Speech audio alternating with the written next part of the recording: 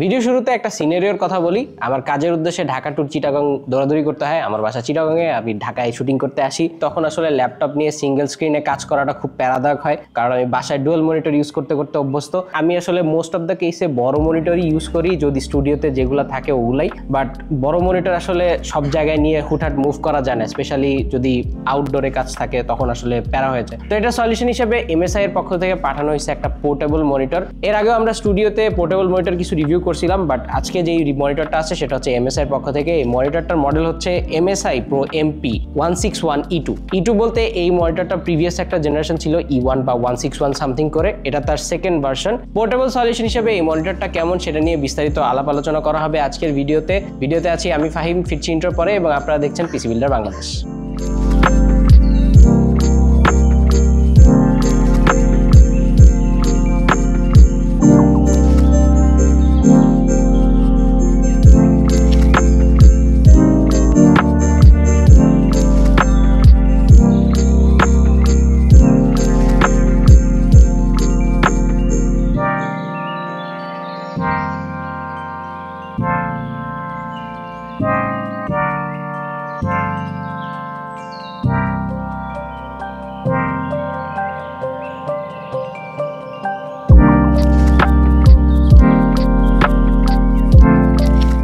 প্রথমে competitor analysis. Competition হিসেবে আসলে খুব একটা অপশন নাই এই প্রাইস রেঞ্জে বা 25,000 টাকার প্রাইস ব্র্যাকেটের মধ্যে। পোর্টেবল মনিটর বলতে অনলি আরজোপারই 2টা বা 3টা মনিটর পাওয়া যায় মার্কেটে। তার মধ্যে আমরা আরজোপা Z1FC, তারপর আরজোপা A1, এই দুটার মোটামুটি কন্টেন্ট বানানো হয়েছে। সো আরজোপার প্রাইস রেঞ্জ হচ্ছে যে 20,000 টাকার নিচে বা 20,000 টাকার আশেপাশে, স্পেশালি যদি আরজোপা A1 এর কথাটা বলতে হয়। এবং MSI এর যে 161E2 আমরা রিভিউ করতেছি এই ভিডিওতে, এটার দাম 23,500 টাকা। সো প্রাইস ব্র্যাকেটের হিসাবে এটা একটু বেশি প্রাইস, বাট MSI যেহেতু একটা বিগার ব্র্যান্ড, সো একটু বেশি প্রাইস তো হবে, এটাই স্বাভাবিক। সো আনবক্সিং এ যাওয়া যাক। আনবক্সিং এ কি আছে সেটা দেখে নেওয়া যাক। মনিটরটি ছোট একটি বক্সের মধ্যে আসে, যেহেতু ছোট মনিটর ছোট বক্সেই আসবে, এবং বক্সটা খুললেই পাবো কিছু কাগজপত্র আর L shape type C cable, এবং আরো একটি এল শেপের HDMI to mini HDMI cable. Assemble করার প্রয়োজন নেই, কারণ মনিটরটা ফুলি অ্যাসেম্বল অবস্থায় আসে। আউটলুক এবং বিল্ড কোয়ালিটির কথাবার্তা যদি বলতে হয়, মনিটরটা একটু চিপ ফিল দিবে, কারণ মনিটরটা ফুললি প্লাস্টিক মেড এবং মোটামুটি একটা ইউনিবডি টাইপের ডিজাইন এখানে। মনিটরটা ব্যাক সাইড থেকে দেখলে একটা ক্লিন লুক পাওয়া যায়, সেখানে ম্যাট সিলভারিশ টাইপের একটা ফিনিশিং আছে,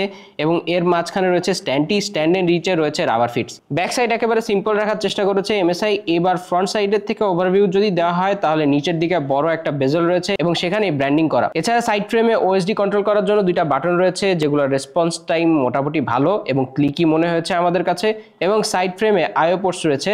IO পোর্টস হিসেবে থাকছে HDMI একটি এবং 2টি করে USB Type-C DP mode support সহ। অ্যাডজাস্টমেন্ট ফিচার হিসেবে MSI এর মনিটরে থাকছে 1/4 inch tripod mount support, built in ergo fold out kick stand, যেটা কিনা 0 থেকে 180 ডিগ্রি পর্যন্ত রোটেট করা যাবে। সো এটার যে কিক স্ট্যান্ডটা আছে, কিক স্ট্যান্ডটা দিয়ে মোটামুটি 3 দিকে আপনি মনিটরটা অ্যাঙ্গেল করে রাখতে পারবেন, কিন্তু এটার যে লেফট সাইডটা আছে, যেখানে পোর্টস এবং বাটনসগুলো থাকার জন্য, এই সাইডটা আপনি ইউটিলাইজ করতে পারবেন না। সো আমি পার্সোনালি ইউজ করার সময় যেটা দেখলাম, যে আমি ইউজ করতে হলে অলওয়েজ এই বেজেলটা নিয়ে ইউজ করতে হইতেছে। সো এটা প্র্যাকটিক্যালি দেখতে একটু খারাপ লাগে। আমি চাচ্ছিলাম যে এইভাবে অরিয়েন্ট করে ইউজ করা যায় কিনা, বাট এটা হইতেছিল না। সো বাটনের পজিশনটা যদি উল্টা দিকে হইতো তাহলে ভালো হইতো। এটা আমার পার্সোনাল ইউসেজে আমি যেটা মনে হইলো আর কি আমার কাছে। অলসো মনিটরটা নিচের দিকে 2টা রাবার ফিটস দেওয়া আছে। সো MSI সাজেস্ট করতেছে এই মনিটরটা যাতে এই স্টাইলই ইউজ হয় অলওয়েজ, বাট পার্সোনালি আমি যখন ইউজ করি তখন একটা ভার্টিক্যাল মনিটর ইউজ করি আমার সাইডে। সো আমি পার্সোনালি ভার্টিক্যাল স্টাইলই ইউজ করছি। বাদবাকি স্পেসিফিকেশনের কথাবার্তা যদি বলতে হয়, এটা একটা 15.6 ইঞ্চের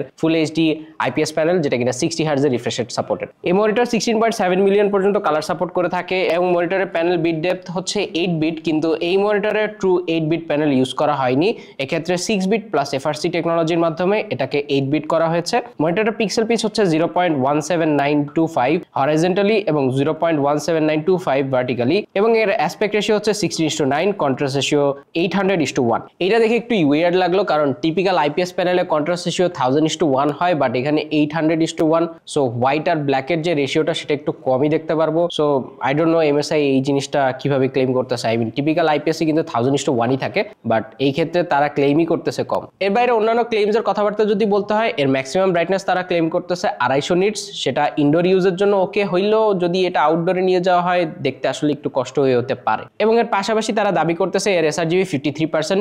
আসলে এই ধরনের মনিটরগুলো কালার কারেক্টিং বা কালার কারেকশন রিলেটেড কাজের জন্য না, মোটামুটি পোর্টেবল টাইপের অফিস ওয়ার্কের জন্য গুড এনাফ। সো তাদের যে দাবিকৃত এসআরজিবি রেজাল্টটা রয়েছে সেটা নিয়ে পরে বিস্তারিত আলাপ আলোচনা হবে যখন আমরা টেস্ট করব, বাট তাদের ক্লেমটা আসলে ওকেইজ বলা চলে আর কি। ওএসডির কথাবার্তা বলতে হলে এমএসআই এর অফিস বা প্রো সিরিজের বেসিক ওএসডি থিমই এখানে ইউজ করা হয়েছে। সেটিংস এর মধ্যে কিছু কালার মোড রয়েছে যেমন eco, user, anti blue, movie, office mode, black এবং হোয়াইট মোড। স্পেসিফিকেশন নিয়ে কথাবার্তা তো বলা হলো, এটার ইউজার এক্সপিরিয়েন্সের ব্যাপারে যদি কথাবার্তা বলতে হয়, আমি পার্সোনালি ডেভেলপিং রিলেটেড কাজ করি, সো আমার ভিএস কোডের বাইরে আর ব্রাউজারের বাইরে খুব একটা কাজ নাই। সো এই টাইপের কাজের জন্য পোর্টেবল সলিউশন হিসেবে এটা ভালো একটা অপশন। স্পেশালি আমি ভার্টিক্যালি ইউজ করেছি এই মনিটরটা এবং মোটামুটি আমার পার্সোনাল ইউসেজে ওকে বলা যায়। যদিও ছোট মনিটর, একটু ছোট স্পেস, এটা খুবই স্বাভাবিক, এটা মেনে নিতে হবে।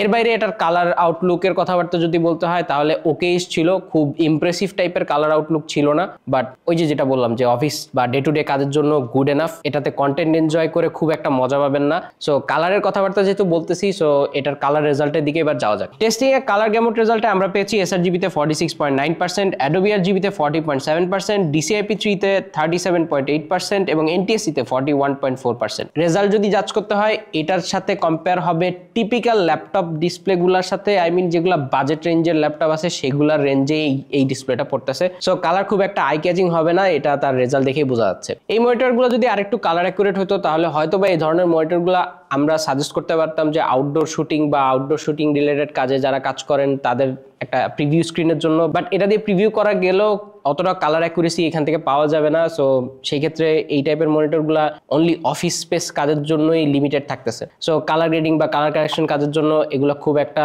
ভালো অপশন হবে না। বাট এই ক্ষেত্রে যেটা বলছিলাম, এমএসআই যেহেতু ব্র্যান্ড, তারা আসলে খুব একটা ওয়াইড রেঞ্জে চিন্তা হয়তো বা করতেছে না। সো সেই হিসাবে এই ধরনের প্যানেলই তারা প্রোভাইড করতেছে যাতে অ্যাটলিস্ট অফিস টাইপের কাজগুলো করা যায়। এর বাইরে আমরা এর ডেল্টা ই অ্যাভারেজ পেয়েছি 4.75। ব্রাইটনেস টেস্টে আমরা পেয়েছি 228.58 নিটস, যা তাদের দাবিকৃত 250 নিটস থেকে 22 নিটস কম। এর বাইরে এই মনিটরে দুটি 1.5 ওয়াটের স্পিকার দেওয়া রয়েছে। স্পিকারসগুলোর কোয়ালিটি অতটা আহামরি ভালো না। টিপিক্যাল ল্যাপটপের যে স্পিকার রয়েছে তার থেকেও এই মনিটরের যে স্পিকারসগুলো রয়েছে তার যে ক্ল্যারিটি সেটা অনেকটাই কম, বলতে গেলে সাউন্ড পাওয়াই যায় না টাইপের একটা অবস্থা। এইটার স্পিকারস না দিয়ে যদি এক্সট্রা কোনো 3.5 মিলিমিটার অডিও আউটপুট জ্যাক দিত হয়তো বা বেটার হইতো এই ক্ষেত্রে। এবার আসা যাক এর প্রোজ অ্যান্ড কনসের ব্যাপারে। প্রথমে ভালো দিকগুলা, এতে একটা 1.4 ইঞ্চের ট্রাইপড মাউন্ট বা ওই ধরনের সিস্টেম দেওয়া রয়েছে। সো আপনি 1/4 ইঞ্চের ট্রাইপড ইজিলি এতে ইউজ করতে পারবেন এবং ট্রাইপড দিয়ে আপনি আরো বেটার স্টেবিলিটি পাবেন। যদিও এই মনিটরে ইন্টিগ্রেটেড যেই কিক স্ট্যান্ডটা রয়েছে সেটা গুড এনাফ, মোটামুটি মনিটরটাকে জায়গায় ভালো মতো ধরে রাখে, বাট আরেকটু সিকিউর টাইপের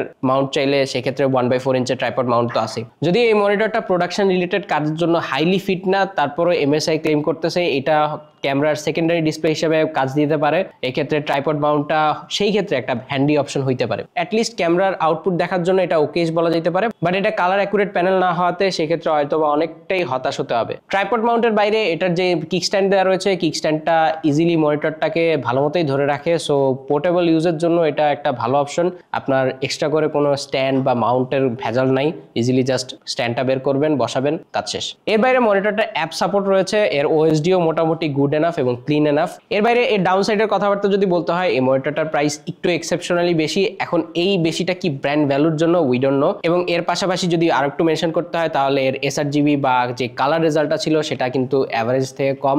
এবং কতক্ষণ আগেই বলেছি এটা আসলে typical laptop display, specially budget ল্যাপটপে যে সকল ডিসপ্লে ইউজ করা হয় হয়তোবা এই মনিটরও সেম ডিসপ্লে ইউজ করা হয়েছে। এবং এর বাইরে এই মনিটরটা একটা গুড সাইড যদি বলতে হয় তাহলে অ্যান্টি রিফ্লেক্টিভ কোটিং ইউজ করা হয়েছে এতে, কিন্তু এতে কোনো সারফেস কোটিং বা 3H টাইপের কোটিং ইউজ করা হয় নাই। সো এই ধরনের মনিটরগুলো যে ইস্যুটা হয় যে অনেকে আউটডোরে নিয়ে যাবে, নখের আঁচড় বা চাবির আঁচড় পড়াটা খুবই স্বাভাবিক। সো অ্যাটলিস্ট একটা ডিসপ্লে প্রোটেকশন থাকলে ভালো হতো। এক্ষেত্রে অ্যাটলিস্ট মনিটরের সারফেসটা বাঁচানো অনেকটাই সহজ হয়ে যেত এবং টেনশন ফ্রি যেখানে সেখানে মুভ করা যেত। পোর্টেবল মনিটরে যে ইস্যুটা হয়, কোনো ব্র্যান্ডই আমার দেখা কোনো ব্র্যান্ডই এই ধরনের সারফেস কোটিং ইউজ করে না। সো এই ক্ষেত্রে এমএসআই এর প্রতি আমার একটা মেসেজ থাকবে, তারা যদি ফিউচারে এই মনিটরের নেক্সট ভার্সন বা যে কোনো পোর্টেবল মনিটর বের করে অ্যাটলিস্ট একটা বেটার সারফেস কোটিং যাতে ইউজ করে। সো এই ক্ষেত্রে সুবিধা হয় যে ইউজার টেনশন ফ্রি এই মনিটরটাকে নিয়ে যে কোনো জায়গায় মুভ করতে পারবে। আজকে এই পর্যন্তই, দেখা হবে পরের কোনো ভিডিওতে। টিল দেন আল্লাহ হাফেজ, আসসালামু আলাইকুম।